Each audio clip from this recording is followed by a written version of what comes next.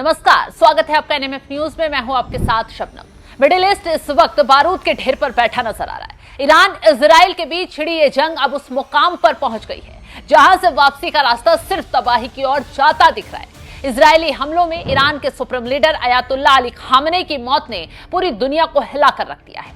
लेकिन इस महायुद्ध की तपिश जैसे ही भारत पहुंची, यहाँ की राजनीति में एक ऐसा यूटर्न देखने को मिला जिसने सबको हैरान कर दिया।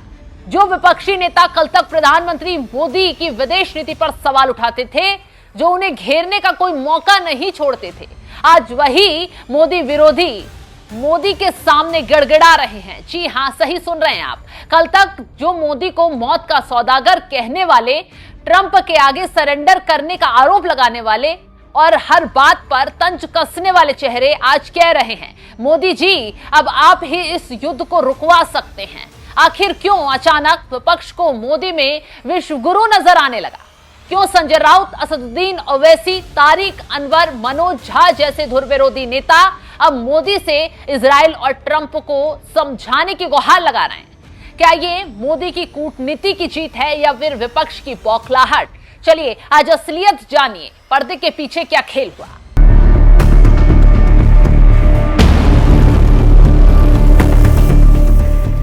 मिडिल ईस्ट में छिड़ी इस भीषण जंग ने भारत के भीतर एक अजीबोगरीब राजनीतिक सर्कस पैदा कर दिया है। जैसे ही खबर आई कि खामेनी अब नहीं रहे, भारत में बैठा एक धड़ा मातम में डूब गया। लेकिन हैरानी की बात यह है कि इस मातम के बीच सबसे ज्यादा शोर उन गलियारों से आ रहा है जो हमेशा मोदी विरोध की राजनीति करते हैं। शिवसेना यूबीटी के नेता संजय राउत का बयान इस वक्त चर्चा का विषय बना हुआ है, जिसमें उनके शब्दों में तंज कम और बेबसी ज्यादा नजर आती है। राउत कह रहे हैं, अगर मोदी खुद को दुनिया का सबसे बड़ा नेता मानते हैं, अगर वो विश्व गुरु हैं, तो फिर वो अपने खास दोस्तों यानी डोनाल्ड ट्रंप और बेंजामिन नेतन्याहू को फोन करके ये युद्ध क्यों नहीं रुकवाते? का स्टैंड क्या होना चाहिए?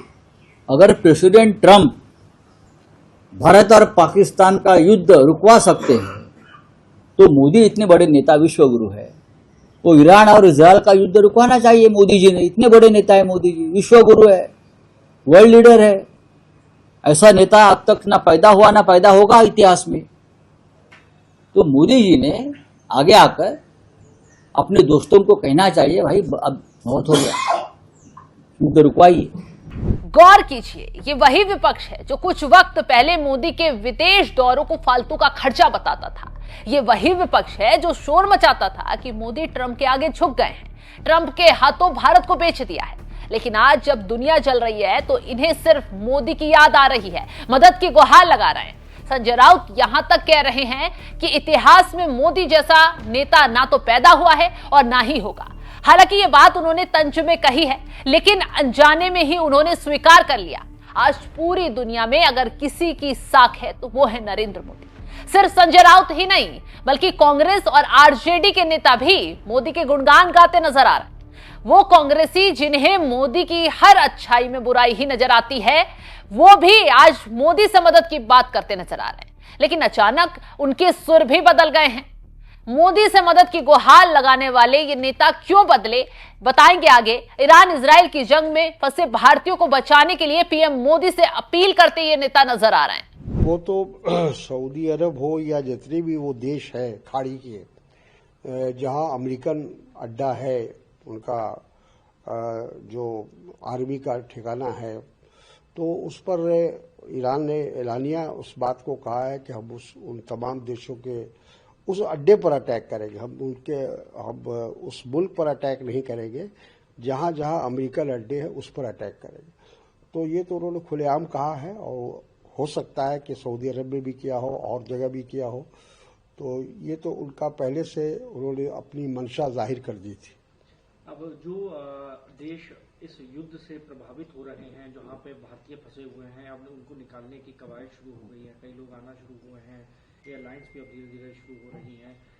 आपको लगता है कि जल्द सबको वहां निकाल दिया जाए बेहतर है, या इससे जो हमारे जो आर्थिक नीति है उस पर भी असर पड़ेगा? जिस तरह से देखिए, तो उस खाड़ी में कम से कम भारत के 2 करोड़ लोग काम करते हैं या उनका रोजगार वहां है, और एक बैक उनको निकाला नहीं जा सकता, मुश्किल है।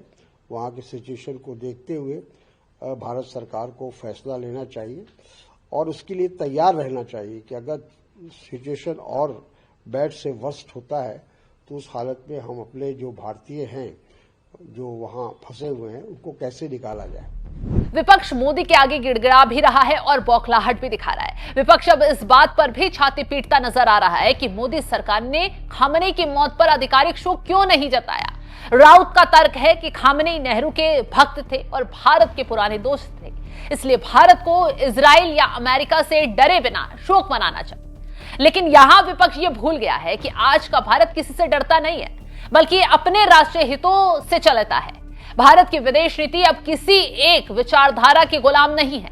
पीएम मोदी के नेतृत्व में भारत ने रणनीतिक स्वायत्तता का रास्ता चुना है। एक तरफ हमारे इजराइल के साथ रणनीतिक संबंध हैं, तो दूसरी तरफ ईरान के साथ रहे पुराने व्यापारिक संबंध। लेकिन बात जब आतंकवाद या कट्टरपंथ की आती है तो भारत का स्टैंड बिल्कुल साफ होता है। खैर, ये वही लोग हैं जो कहते थे कि मोदी ने भारत के संबंध खराब कर दिए, लेकिन आज वही मान रहे हैं कि मोदी एक फोन घुमाएं तो वॉशिंगटन से लेकर तेल अवीव में हलचल मच जाएगी। ये मोदी का प्रभाव ही है कि आज रूस यूक्रेन हो या ईरान इजराइल, दुनिया की नजरें दिल्ली की तरफ टिक जाती है। ये बात संजय राउत को भी अब समझ आ रही है और कांग्रेस को भी ये दिखाई दे रही है, लेकिन वो ये भूल गए कि कूटनीति भावनाओं से नहीं हकीकत से चलती है। भारत का स्टैंड साफ है, हम युद्ध के खिलाफ हैं, हम शांति के पक्षधर हैं, लेकिन हम किसी भी ऐसे पक्ष के साथ खड़े होकर अपने देश की सुरक्षा और साख दांव पर नहीं लगाएंगे जिसका ट्रैक रिकॉर्ड संदिग्ध रहा हो। विपक्ष आज मोदी के सामने गिड़गिड़ा रहा है, भारतीयों को बचाने की गुहार लगा रहा है, आप एक फोन मिलाएंगे ये युद्ध रख जाएगा, इस तरीके की बात करता नजर आ रहा है, क्योंकि उन्हें पता है कि इस वक्त दुनिया में अगर कोई पीस मेकर बन सकता है तो वो सिर्फ और सिर्फ नरेंद्र मोदी है। लेकिन दुख इस बात का है कि गुहार देश हित के लिए नहीं, बल्कि एक खास वोट बैंक को खुश करने के लिए खामनेई नाम पर आंसू बहाने की है। तो कुल मिलाकर तस्वीर साफ है। जो मोदी विरोधी कल तक ये कहते थे कि मोदी ने भारत को अलग थलग कर दिया, आज वही मान रहे हैं मोदी ही वो महाशक्ति है जो इस भीषण युद्ध को रोकने की कुव्वत रखते हैं।